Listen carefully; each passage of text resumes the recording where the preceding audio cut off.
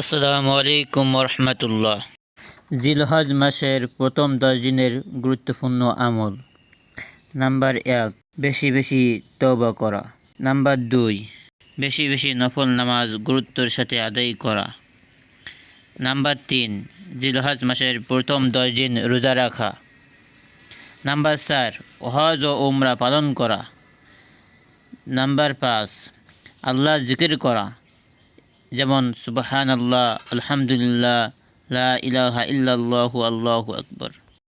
Number 6, তাকবীর, তাহলিল ও তাহমিদ বলা, যেমন আল্লাহু আকবার, আল্লাহু আকবার, লা ইলাহা ইল্লাল্লাহু, আল্লাহু আকবার, আল্লাহু আকবার, ওয়ালিল্লাহিল হামদ।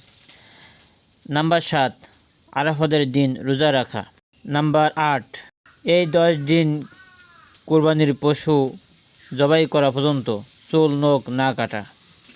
নাম্বার 9, কুরবানির দিনগুলোতে কুরবানি করা। ভিডিওটি ভালো লাগলে সকলেই অবশ্যই সাবস্ক্রাইব দিয়ে রাখবেন।